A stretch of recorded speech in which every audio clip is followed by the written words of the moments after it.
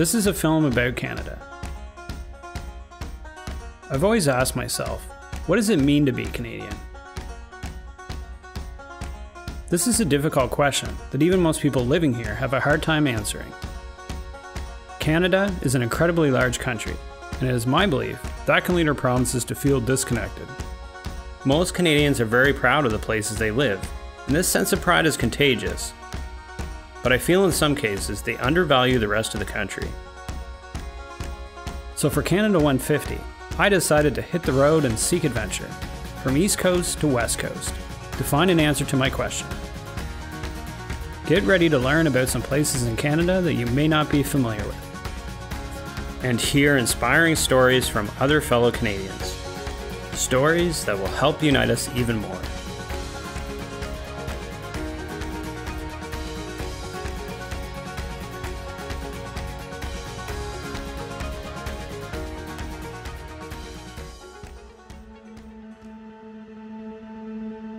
I started my journey in Cape Spear, just outside of St. John's.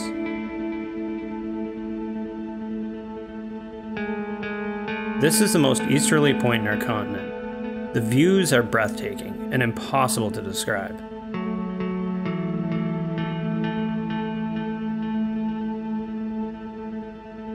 To learn about the culture and traditions, I spoke with Laurie McCarthy. She's really passionate about keeping Newfoundland traditions alive. I really want to expose people to age-old traditions here in Newfoundland, whether that's boil-ups on the beach or berry picking in the woods, and it's really all about passing on our cultural food. It's pretty much wrapped up in nostalgia, right? And those moments that you remember as a child, they're powerful and they create memories that you can't let go, right? So it's awesome to pass that on. Growing up in Newfoundland is really about a lifestyle, right? You know, you don't come here for the weather. No one settled here, right, for a very long time because the life was harsh here. You come to Newfoundland for the people and a lifestyle. And it seems the more that people come here, the more they want to come here. And they want to be a part of, you know, I call it a magic lifestyle. It's a very special place, spectacularly beautiful here. From the beaches to the coastlines, we've got some beautiful areas to go and see. And every time you stand on the edge of a cliff and you look out there, I mean, it's about as magical as a place gets.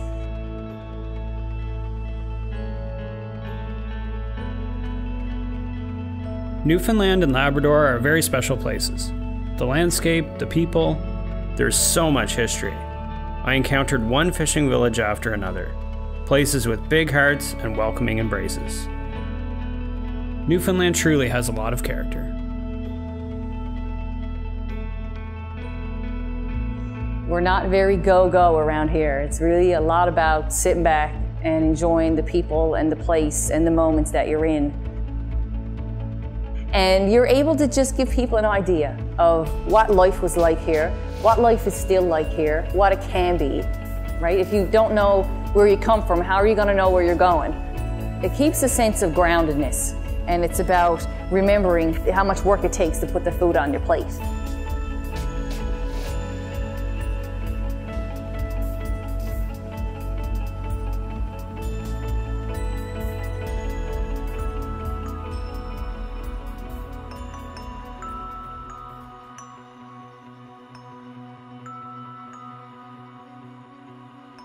Gros Morne National Park is captivating. The most impressive thing about this park is its diversity. So many different types of terrain and features encapsulated in a relatively small geographical area. Within a 2-hour drive, you can go from one end of the park to the other. Gros Morne is home to one of the most unique landscapes in all of Canada. Here I met with 2 girls that are part of a tourist organization called Wild Women Expeditions. You really know that you're on a unique landscape. The tablelands in particular are really fascinating, and when you go there, you're just like, where did this come from? It's this big orange flat rock just there on the landscape, surrounded by mountains of green. And then if you keep going north, you can take a beautiful boat ride into Western Brook Pond, which is 1.3 billion years old. I mean, that's the oldest rock you can find on Earth. the beauty and majesty of the place never gets old. It has that effect still to this day on me, but I love getting to relive it every time I take a new group in there. You just see the awe on their face, right? Because it is so big. The pond is so long and the cliffs are just so sheer that it's a very dramatic experience. It's open, it's just there and big, and you can just appreciate it. I've seen women with tears in their eyes in there because they just have this overpowering feeling of enormity, and it really has the great opportunity to kind of put things into perspective.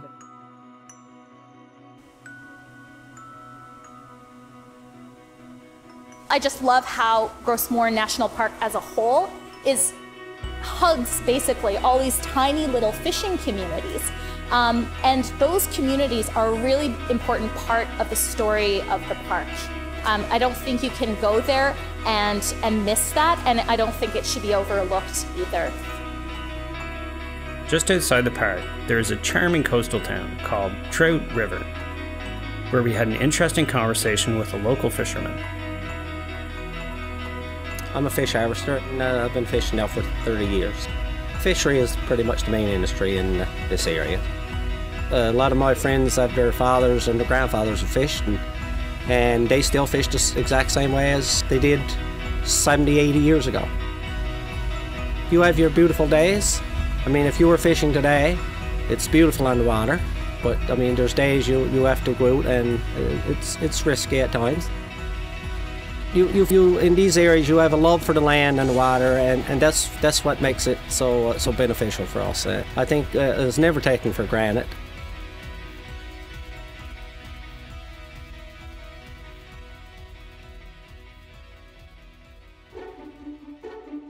From Newfoundland, we took the ferry to Sydney, Nova Scotia, where we met Mrs. Wanda Robson. I'd like to tell you a story about my sister Viola. There was nobody else in Nova Scotia that offer the services and deliver and sell beauty products to Black women. So it was November the 8th, 1946. As she nears New Glasgow, she hears a funny noise in the car, so she stops at a garage. He looks at it and he says to her, I can fix it, but I need a part which I don't have, but I have to get from the next town, so you're going to have to stay overnight. She loved to go to movies, but she didn't give herself much time for pleasure, so she goes in the movie, asks the cashier, I'll have one ticket down, please. Cashier looks at her and she says, we're not allowed to sell downstairs tickets to you people. So she said, well, here's the money, here's the difference, I'm going to sit down. The usher came to her and said, if you don't move, I'll have to call the manager. Well, my sister said, I'm not causing a fuss. I've offered the extra money. You have to call the manager because I'm not moving. The manager went to the courthouse to get an order for her arrest, and she was put in jail. It worked out that they found her guilty of trying to defraud the government of not paying the provincial amusement tax that they have on theater tickets, which was a grand total of 1 cent. Mrs. Robson is a true example of determination. In 2007, at the age of 77, she graduated from university. Perhaps it was that grit that led her to fight for greater awareness surrounding the events that led to her sister Viola's arrest in 1946. I can't believe it. In 2009, it just seemed like an avalanche. It was like I was getting phone calls. I was getting people coming to the door, people writing me letters, the government. Then I spoke at the province house. And that was the day they gave her a pardon. It's something I had never expected. But then I thought, oh, Viola, you've done it. You've done it. You've done it. In recent years, Viola Desmond's memory has been honored in a few different ways. A ferry in Halifax was named after her. She has been memorialized on one of our Canadian stamps. And in 2018, she will become the first Canadian woman to appear on a Canadian banknote.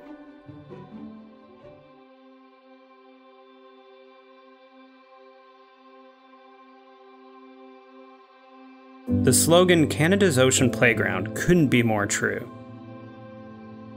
Picture perfect lighthouses and coastal scenery.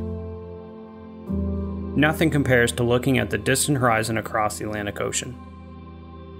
Imagine standing by a lighthouse at dawn, or studying the many spectacular rock formations along Nova Scotia's coastline.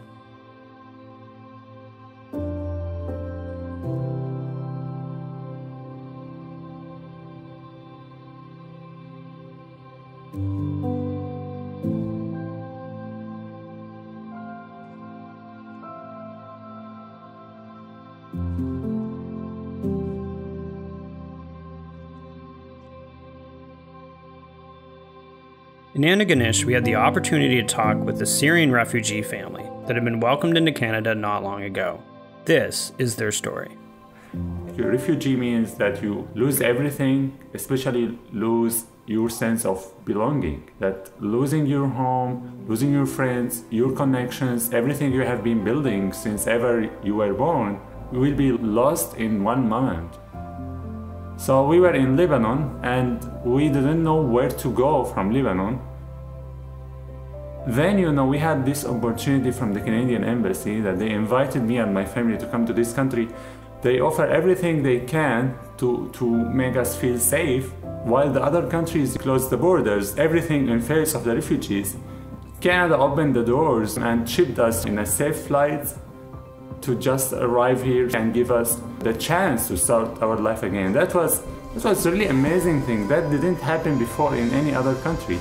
Everything they cared about was because we are human beings and we are seeking safety to arrive, in our new country and to feel that this is really our home again. Then we discussed what we are going to give back for the country who received us. So we started our business again, the chocolate factory that we used to work in Syria, making chocolate since 40 years when my father started his business in Damascus. My father thought he will not be able to start his business in 10 years when he arrived here in the beginning. Then he realized it's easy by the support of the Canadians. And because you are in Canada, because you are in Nova Scotia, and because you are in Antigonish, that happened very fast because we have people around us. They embraced us and they really care. But I feel that we are the luckiest because we came to Canada. We discussed what to call the company, and it was the message that we are here for. And we said we need to deliver and let everybody knows that our story through our name. And the whole family agreed on the name Peace by Chocolate.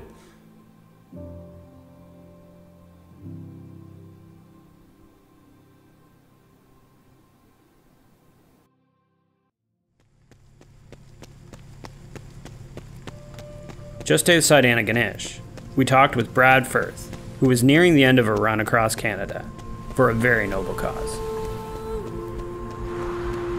Basically, I'm doing it to raise awareness around violence against women, and also, just to try to raise the conscious level of all Canadians. I'm just sharing what I know, but also, I'm just feeling grateful to do this kind of work, right? It's beautiful work, and I enjoy being a runner and just trying to carry that message as far as possible. Just try to inspire and motivate as many people as possible. Even though I fell into addiction, I overcame it. So I started racing when I was real young and playing hockey as a child, and I went back to it. I went back to my original teachings. So that's why I'm able to resurrect myself, resurrect that athlete inside me, and have a fulfilling life, have a peaceful life, enjoyable life.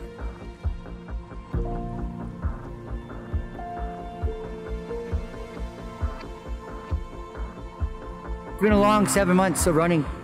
I'm tired, so I'm expecting, a good invitation to Newfoundland. I have 20 days of running left, but at the same time, I want to carry that message deep into Newfoundland, with a lot of focus, a lot of drive, just like any other community. When you want to run across Canada, you have to expect all kinds of conditions, and you have to not to expect a lot, and you can't complain. This is what you want to do, don't complain. On October 24th, Caribou Legs arrived in St. John's, Newfoundland. After many months on the road, he finally achieved his goal of running across Canada.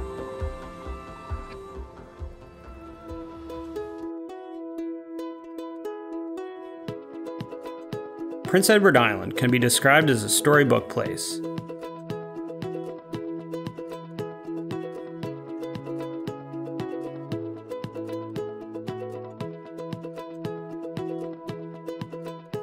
Picturesque towering cliffs, emerald seas to red sandy beaches. Intensive colors everywhere you look, just like a fairy tale.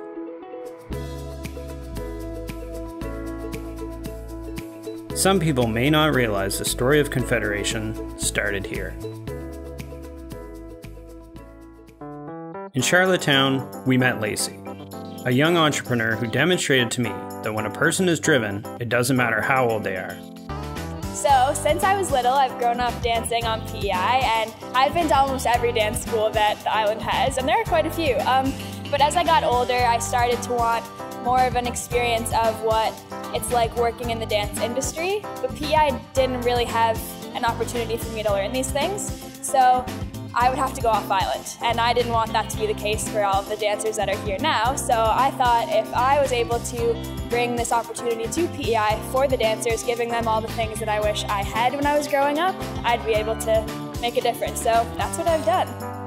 I started my business in April of 2016 at 16 years old. I've grown very quickly from 2 classes up to 16 classes a week, and I have about 80 students.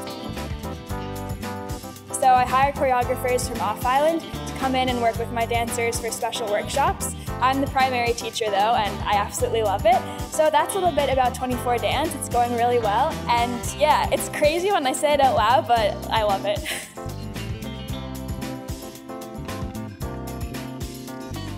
The thing is that I always wanted to leave, but now that I've had all these amazing opportunities and I'm meeting all these amazing people on PEI, some really cool mentors, lots of cool projects going on, new businesses opening, I'm realizing that PEI is an amazing place, like especially to start a business. The support you get here is incredible. There's tons of funding available. It's just a really great place. So I definitely will go off and travel and learn more, but I'm always gonna come back here because there's no place like home. Not far from Lacey lives a 92-year-old farmer named John Lister. John has been farming his entire life and is still passionately caring for the land after all these years. It's a great place to farm. I run cattle, grow grain, make silage. I'm not going to stop until I can't do it anymore. I'm looking at 100 right now. If I didn't farm, I probably wouldn't be around. That's what's wrong with a lot of people. They quit. 65, draw their pension, quit. 70, put them in a box. If you quit, you're done. Because everything slows down if you don't do nothing. I intend to keep going as long as I possibly can. And that may be 4 or 5 more years, maybe more. I don't eat out. I don't eat in restaurants or fast food outfits or ever. No, because I make all my own. You name it, I make it.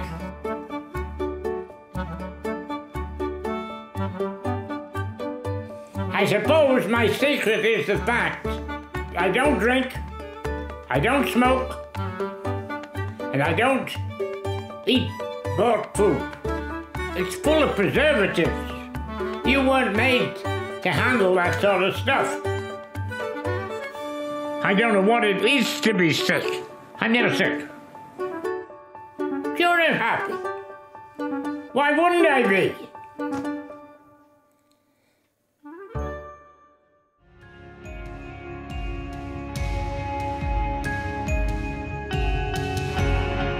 At the end of the day, we cross the Confederation Bridge, headed for Moncton, New Brunswick.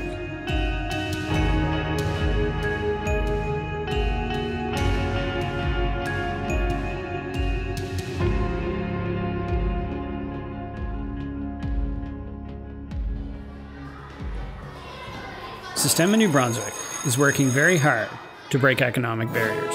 Nobody deserves to be excluded from opportunity for any reason. We started with 50 children and 1 teacher.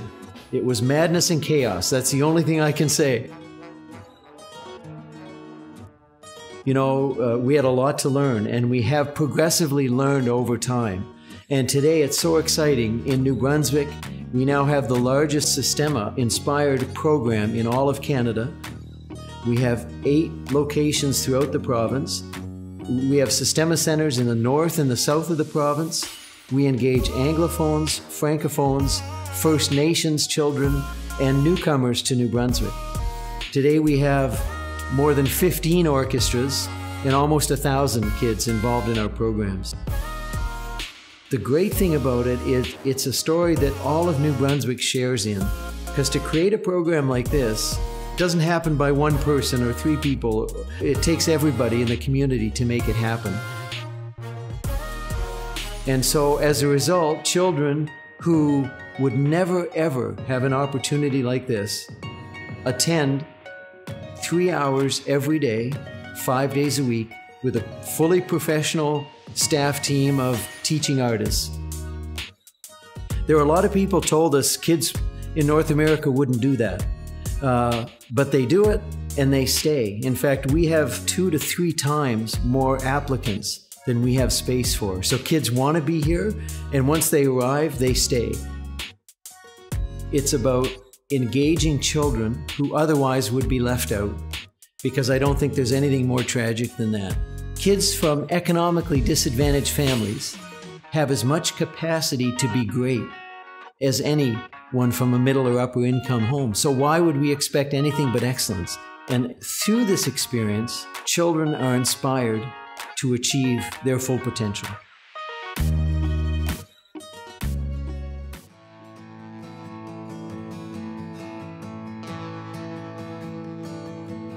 New Brunswick has been jokingly referred to as the drive-through province, but I can assure you, the province has a lot more to offer if you're willing to take the time and stop. It is a wilderness paradise. 84% of the province is covered in trees.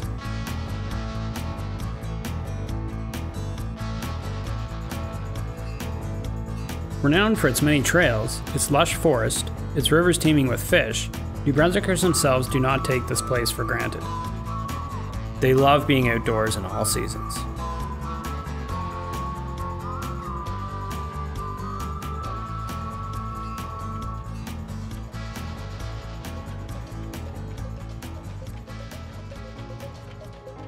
New Brunswick is also well known for its fresh and abundant seafood.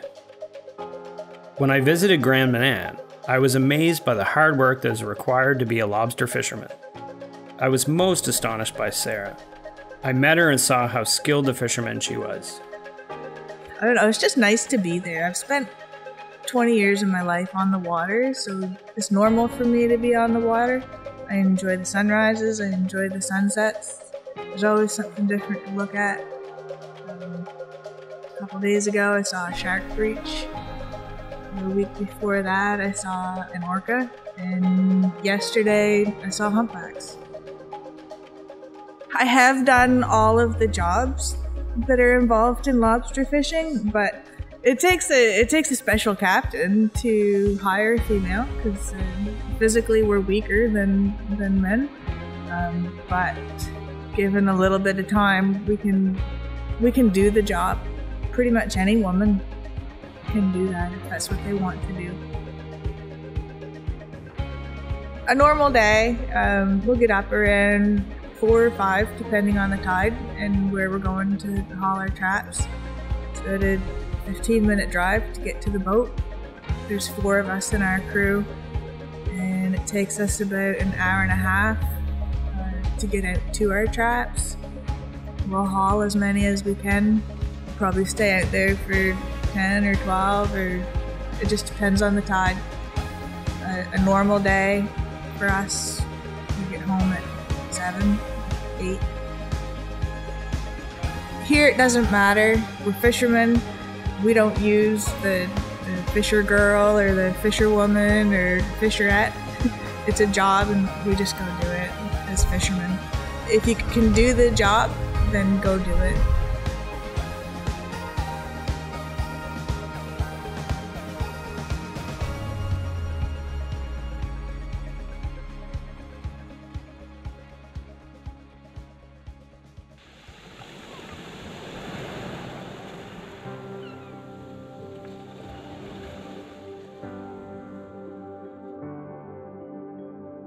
The province of Quebec offers the perfect balance of New World and Old World.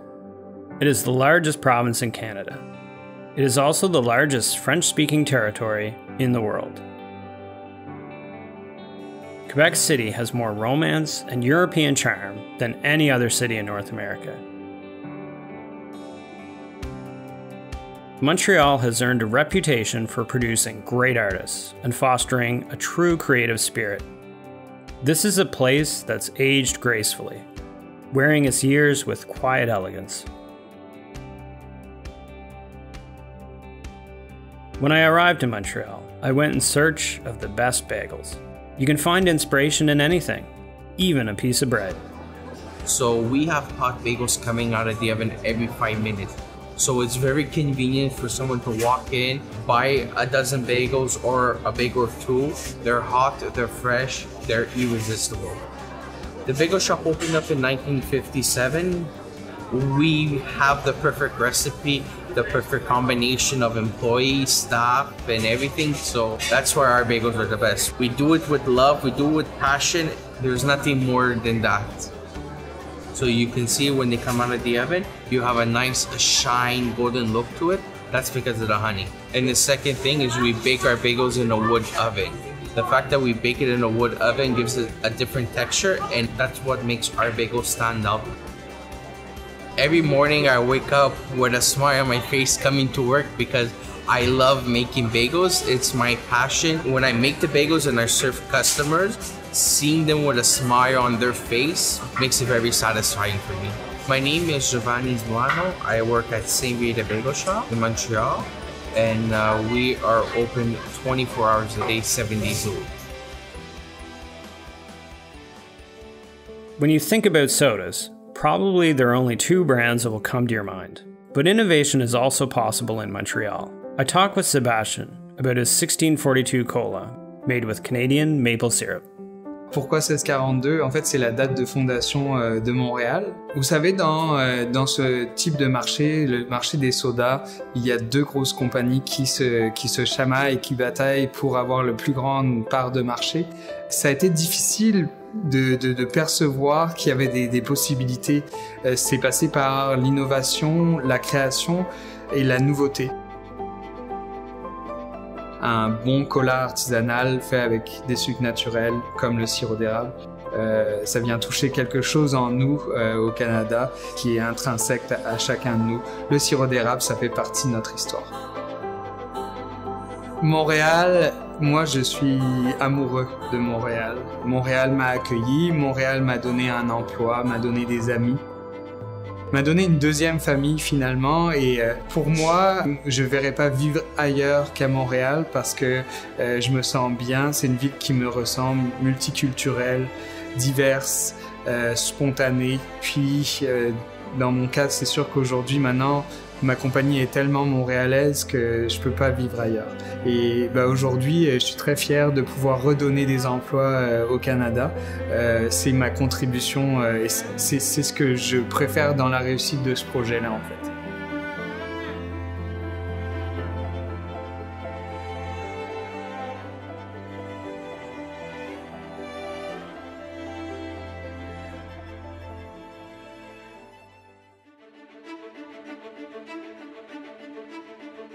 In Ottawa, I met Sahim Benali, who truly embodies the Canadian dream. Not long ago, she immigrated here from Algeria, North Africa, with only $100 in her pocket. I was coming from civil war. I just wanted, a safe place. I have a university degree, but when you come here, you have to start from scratch, and you don't have, to be afraid to just roll your sleeve and take any kind of job. I just wanted to join the workforce. This is what I wanted. I wanted to work and work hard and be independent. And actually it was in winter, so it was the first shock.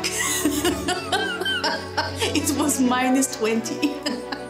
For someone coming from North Africa, where in winter, you know, it's 15 degrees, it was quite a shock. But once, you know, you get a good pair of boots and a good coat and a good hat, like you can go through winter. Because it was quite a stretch for my skin, and I started having bad skin problem and skin condition. I thought about the argan oil, which is an all-natural and very powerful moisturizer that grows in my region. And the woman who produced the oil doesn't know how to read or write. The only source of income is producing the oil. You know, make it by hand and provide the best quality ever, and it's my way to empower them. Canada gave me the opportunity to be self-employed, to be independent, to be a breadwinner, and those women need this help, and this is my way to give back. The Ottawa community has been amazing because it's a very green city. They took the first order, and then it was the second order and the third order. Today my product is available around the country. We went from 10 stores to 300 stores, and this can happen only in our country.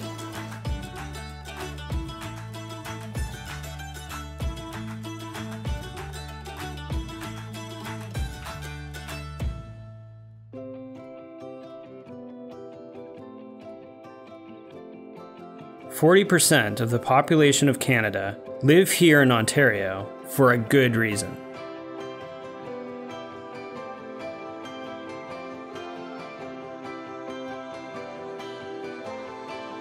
Toronto is a cosmopolitan city, a modern metropolis, bursting with energy, but at the same time very relaxing. One thing that really stood out to me about the city was how alive it felt. No matter what time of the day it was, there's something here for everyone. A truly multicultural metropolis that is very tolerant and inclusive. More than half the population here was born outside of Canada.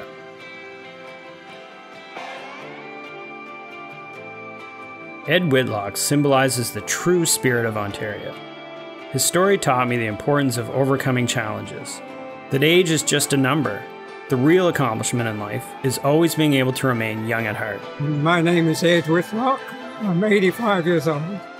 I came to Canada when I was 21. The main thing that struck me when I came to here from England was a tremendous spirit of optimism among all the people I was associated with in the mining industry. In those days, there was no running up there, and so I quit running. And I didn't start running again until I was 40. Nowadays, I train running around a very small cemetery. It's only about 1/3 of a mile for a lap. And I run round and round like that for sometimes when I start off 5 or 10 minutes. Sometimes when I'm up to training like I am now for a marathon, it's over 3 hours. It's peaceful there. You don't have to worry about the drivers and that sort of thing. So my dream about Sunday is that I will get my pacing right and that I will run the proper pace at the start of the race. I hope to be able, if the weather permitting, I hope it'll be less than 4 hours.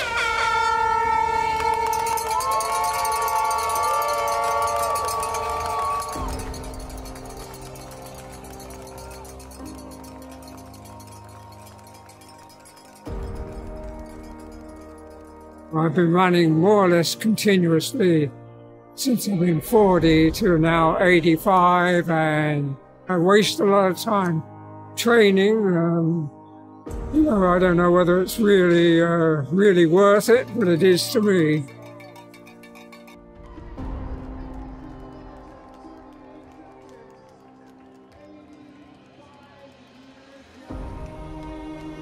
On October 2016, Ed broke another world record, running a sub-4-hour marathon in Toronto at age 85. Sadly, this would be his last marathon. Ed passed away on March 2017. His competitive spirit and running achievement will inspire people in the years to come.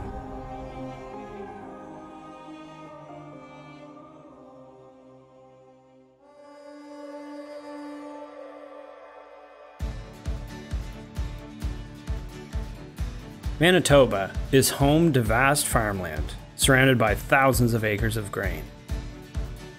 Winnipeg feels like an oasis, the gateway of the prairies, located at the heart of Canada.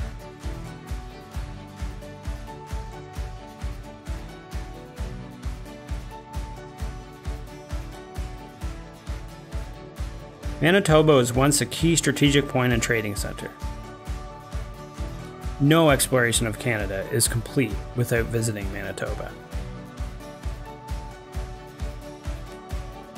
Every city has monuments that represent and symbolize the ideas of the people that live there. But in Winnipeg, they took this principle and went bigger. They have the Canadian Museum for Human Rights, which opened its doors on September 2014. This is the first national museum since 1967, and the only one west of Ottawa. This museum has been a game changer for certainly tourism to Winnipeg, and we see that we've had 63% of our visitors since April have come from outside of Winnipeg, so it's drawing people here, which is sparking all kinds of economic development, and conferences and conventions are coming here that would not otherwise have chosen Winnipeg. We're part of a whole renaissance of development in Winnipeg, where we've got a new park and zoo, we've got a new airport, we've got a new football stadium, a new hockey arena, all kinds of new hotel and restaurant developments. So it's really happening in Winnipeg, and it's really making Winnipeggers quite proud. The architecture of the building is a piece of art, a monument to human rights in and of itself. It's also about multiple perspectives. So the museum looks very different if you change your angle and your point of view, if you walk around to a different side, both outside and inside. And that's an important concept to human rights as well. If we change our point of view, things might look totally different and we get a new understanding.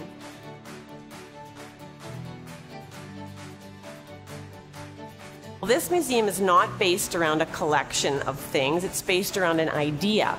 So what we're doing is trying to illuminate that idea primarily with storytelling. And so we use all different methods to tell those stories. This is a place where people can come and learn more about human rights, talk about human rights, and we hope that it'll spark the kind of educational climate that can help us understand why human rights is important and maybe get ideas about what they can do to promote human rights as well.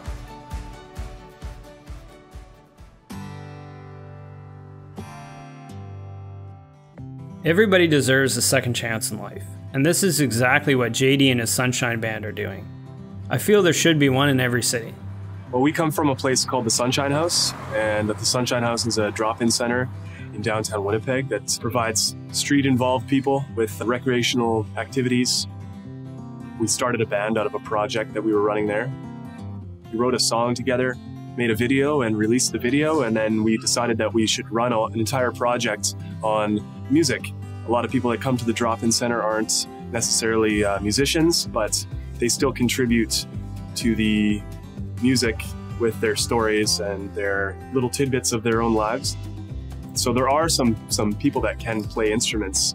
So we have our crew of shiners, we call them, and shiners are the people that play the percussion and give the kind of like je ne sais quoi to our music, you know, the intangible elements. And we take the stories, the slang, and the humor off the streets of Winnipeg, give them a backbeat and a melody, and put them back on the streets with renewed swagger. I feel very comfortable and confident. They're my friends, you know, it's real. We've created an entity. It's nice. We've created a real thing, and it's great to have created something that had the input from so many different places and people. You could overlook certain things on the streets or in the city or in life generally, but you can also focus on trying to unearth some things where you wouldn't expect, and that's something that I think our band has been able to do. It's a great opportunity to try and unearth the voice of the community.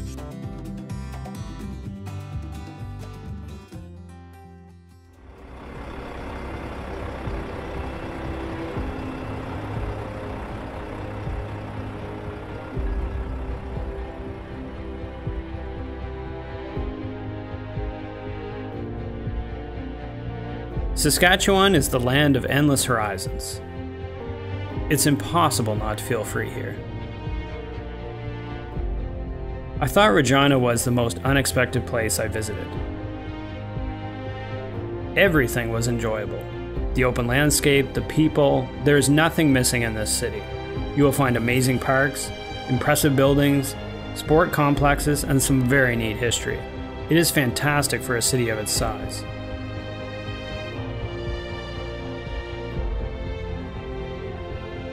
This city is one of the friendliest in Canada, with a strong sense of community.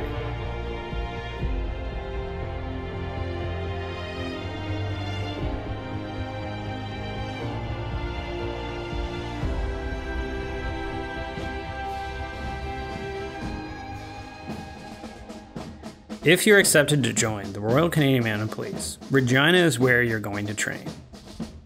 Here we talked to one officer who shared with us her personal experience as an RCMP. I'm born and raised in Bamako, Mali. I left there when I was 12 to come to Saskatoon, Saskatchewan for high school. Before I joined, I went to the University of Saskatchewan. I was going to become a teacher, and I wasn't sure if that was for me, so I decided to change careers, decided to join the RCMP. And essentially that was because I wanted to see if I could have that opportunity to do that, and if I'm tough enough, and if I'm strong enough, let's see if I can try it, and let's see if I can do it. And so that's really what brought on the career decision, and it worked out, and here I am 13 years later. It's been awesome, it's been great, it's been everything, and it's been much more than I ever anticipated. The reason I joined was to be that person for somebody who's having their worst day. And in general duty, that's really what it is about. You're working with people on their potentially the worst day of their life.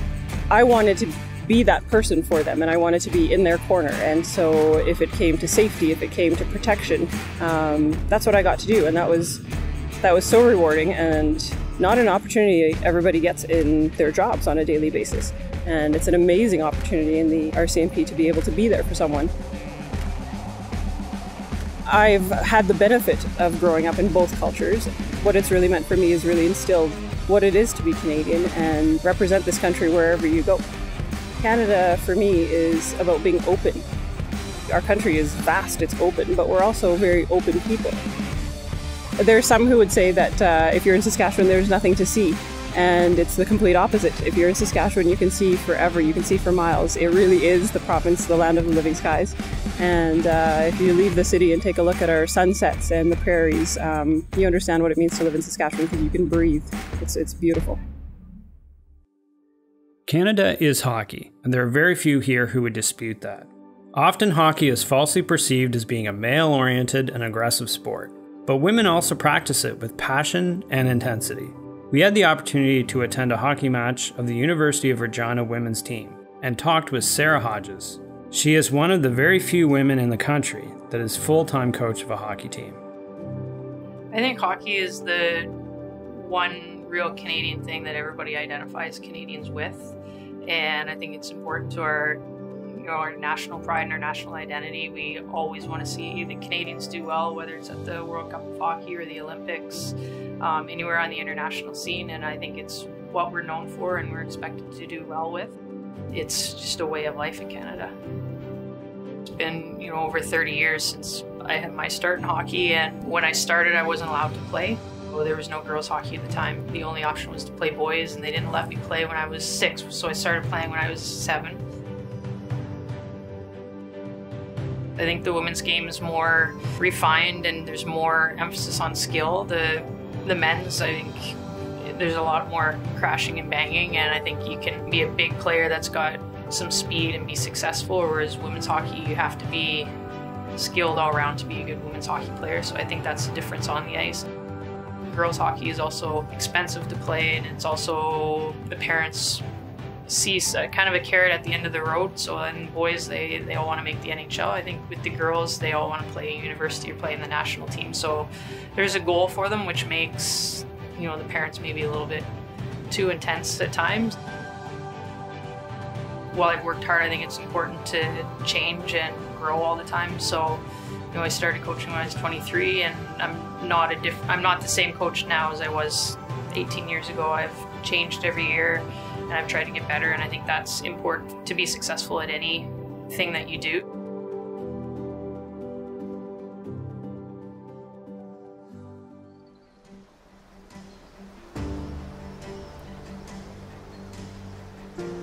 The first thing that people relate to Saskatchewan are the prairies, but Jay Brown argues that there is a lot more than flat land here.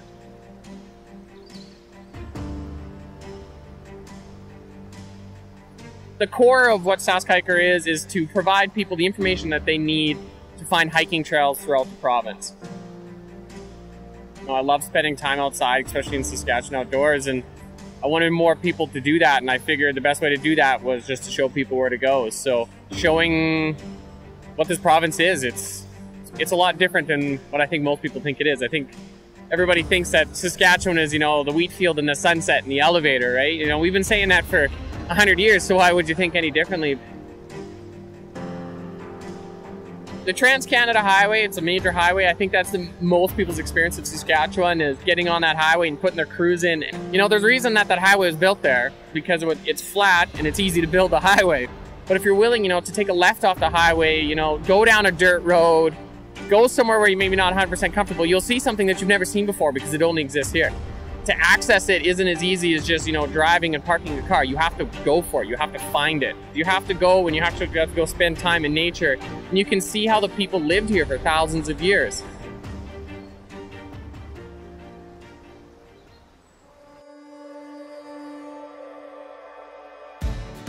Let me tell you this about Banff. It's everything you'd imagine, plus more. People from all over come to see the Rockies, which rise majestically from the Alberta plains. It's impossible to exaggerate the beauty of this place. A few hours away you will find the Badlands. The landscape is unlike anything I had ever seen. The whole province is overflowing with natural beauty.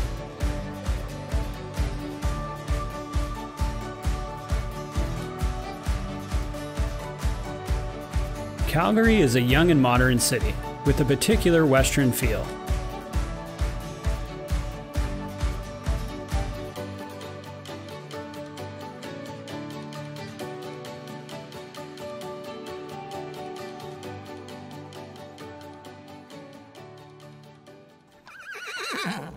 Southeast of Calgary, I visited a ranch and met with Brenda Furr.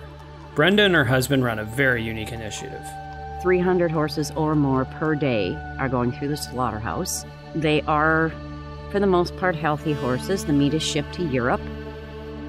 So what we do here is we get them healthy, teach them, train them, and hopefully in the future adopt them out to new homes. We have everything from like registered quarter horses. We have a granddaughter of Seattle Slew who was a Triple Crown winner. We have some of the best bloodlines there are in Canada here, believe it or not. And there's no reason for them to be shipped, but breeders are looking for that one special horse, so they'll breed 80 mares or better to get that one. The rest they don't care about. On average, at least a year they're here. Some will go out sooner, depending on what the person's looking for, but we like to give them a good base of groundwork training and, you know, be safe to be around, those sorts of things. So on average a year, some are here 4 and 5 years before we find the right home for them. On average, we have 30 to 35 horses, but we have been up to 60. So we keep our numbers where we can manage to look after them properly. What we do is we have someone that's interested come here and actually work with the horse, and I look to see if there's a connection between that person and the horse. If there's not a connection, or if the person doesn't know what they're doing, then no, we don't adopt them out. But we also do offer a program here. If we have room, they can board the horse here, and we teach them how to teach their horse. It's a passion, and we love them, and I believe that no horse deserves to go to slaughter. They just don't.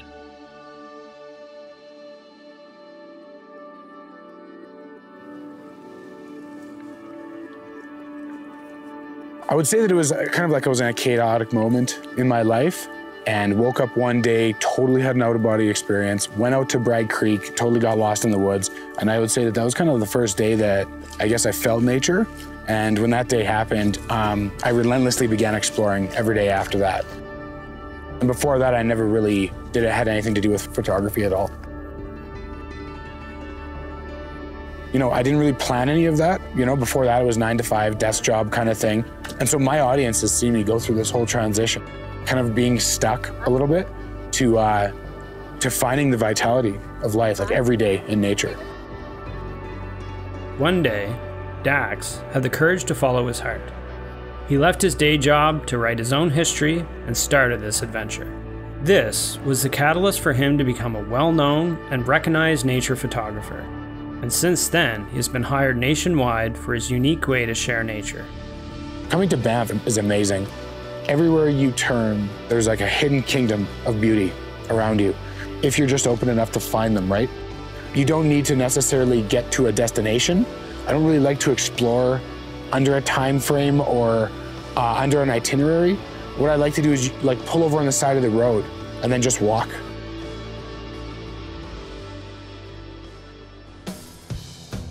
Vancouver has been on my radar as a city to visit for quite some time. This place is impressive. Everything from the people to the architecture to the city itself, it just has a really different vibe that separated itself from any city I've traveled to in Canada. The rainforest surrounding the city is incredible. The city felt extremely fresh to me. First Nation culture is respected and celebrated here. Vancouver is a very progressive place. There is a real sense of freedom here. It's one of the most livable cities on earth.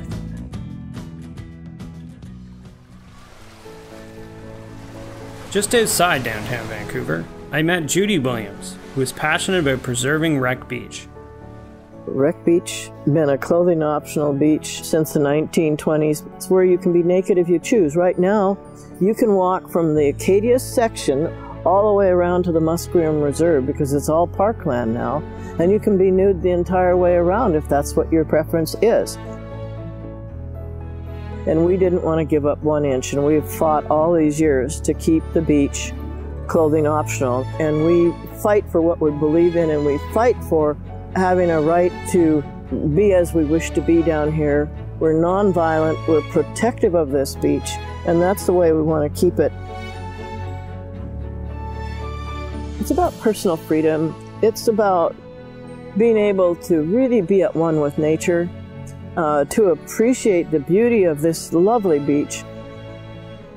This is where I came and healed myself, and that's what made me free. Nowhere else can you be 15 minutes from a major metropolis and come here and have the illusion of wilderness. This is where concrete, steel, and glass incarcerated humans can come to feel at one with nature.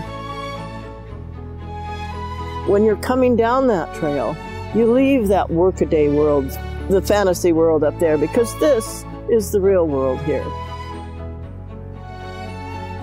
This is where our hearts are. And as you get closer to the bottom of the steps, everything lifts and you can just float and be free.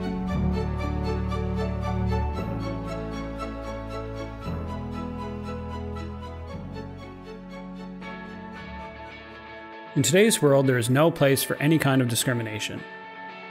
S.D. Holman taught me that whatever obstacles you face, you should always stand up for your own rights. The Queer Arts Festival is a multidisciplinary festival. I joined because there wasn't a place for me in the art world. And so I made that place. I encourage people to do that. If you can't find your places, try to, get involved with something and make it happen. So being the change that I wanted to see, I guess. It's hard to fund a festival called Queer, but we are successful. And you can see that by the new works I think that it's created, and I think that offshoots have come from the festival. We have lots of other groups that have been inspired to do things that I don't see happening in other cities of our size. Our success is because we just don't give up. We just keep pounding against that door and are willing to do what we need to do to bring the art and to make the artists feel like they have a place to create and be themselves. How do we measure success? One of my favorite stories is, and it goes back to being in a community center, is we had a very hard-hitting piece by Mary Taylor in there a few years ago called Homophobia Kills. And she had these huge walls, and they were lined with weapons that were used in homophobic and trans murders. And we had a group of 4 boys come in from a basketball. They just wandered into the gallery, and they sat there sniggering at the words that were projected onto the wall. And our president, Jeff Gibson, who works in the schools, came over and talked to them, and he explained to him what the work was about. And they grew thoughtful and silent and listened, and then they went away, and 20 minutes later they brought their whole basketball team in to view the work. And so in 20 minutes span of time, they went from being bullies to allies, right? And that's my measure of success. But the trip didn't end in Vancouver. We took a ferry to Vancouver Island and spent a little time in Victoria before heading west. We arrived in a paradise called Tofino.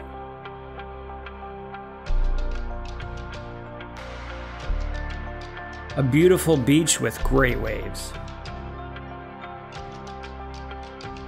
This was the perfect spot to take a deep breath, to think a little bit about our adventure. I was overwhelmed by Canadian openness. Almost everybody that we approached welcomed us and did everything they could to make this project a success. We should feel very proud about living in this beautiful, vast country. I think the easiest way to describe what it means to be Canadian is having a culture that embraces differences and works to take the best of them instead of pushing them away.